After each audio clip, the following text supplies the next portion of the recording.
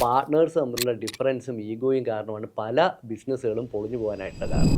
ഇതിനകത്ത് ഏറ്റവും കൂടുതൽ വേണ്ടതെന്ന് പറഞ്ഞാൽ പാർട്ട്ണർമാർ, 2 പാർട്ട്ണർമാർ, പ്രത്യേകിച്ചും തുല്യ പാർട്ട്ണർമാരാണ് വരുന്നതെങ്കിൽ അവർ തമ്മിലുള്ള റോൾസും റെസ്പോൺസിബിലിറ്റീസും ക്ലിയർ ആയിട്ട് ഡിഫൈൻ ചെയ്ത് ഡോക്യുമെൻ്റ് ചെയ്ത് അങ്ങോട്ടും ഇങ്ങോട്ടും മനസ്സിലാക്കിയെടുക്കുക എന്നുള്ളതാണ് ഏറ്റവും പ്രധാനമായിട്ട് വേണ്ടത്. രണ്ടാമത്, അഭിപ്രായത്തിന് വേണ്ടിയിട്ടുള്ള ഒരു സ്പേസാണ്.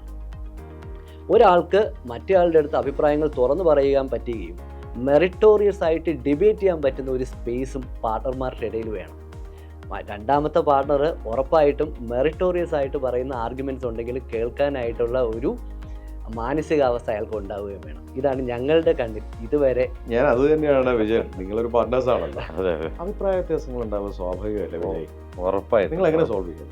പോസിറ്റീവ് ക്രിറ്റിസിസം ആക്സെപ്റ്റ് ചെയ്യാനുള്ളൊരു മൈൻഡ് സെറ്റ് ഇല്ലെങ്കിൽ നമ്മൾ പാർട്ട്ണർഷിപ്പ് തുടങ്ങരുതെന്നാണ് ഞാൻ പറയുന്നത്. സുഖമായിട്ട് സ്വന്തം പരിപാടി നടത്തുക, ഇഷ്ടംപോലെ ജീവിക്കുക. അത് നമുക്ക് വയസ്സോ എക്സ്പീരിയൻസോ ഒന്നും ബാധകമല്ല. അഭിപ്രായങ്ങൾ വരും, അതിനെ പുറകിൽ കൃത്യമായിട്ട് ക്രിറ്റിസിസം. നമ്മൾ തമ്മിൽ വളരെയധികം സ്ട്രോങ് ആയിട്ടുള്ള അഭിപ്രായ വ്യത്യാസം പലപ്പോഴും ഉണ്ടായിട്ടുണ്ട് പല കാര്യങ്ങളും. പക്ഷേ അത് ബാക്കിൽ നമ്മൾ കൃത്യമായിട്ട് ഡിബേറ്റ് ചെയ്ത് തന്നെ തീർക്കുക. വൺസ് ഒരു കാര്യം ഡിസൈഡഡ് ആയാൽ പിന്നെ രണ്ടുപേരും 100% ആയിട്ട് അതിനകത്ത് നിൽക്കുക എന്നുള്ളൊരു രീതിയാണ് ഞങ്ങൾ ചെയ്തു വരുന്നത്.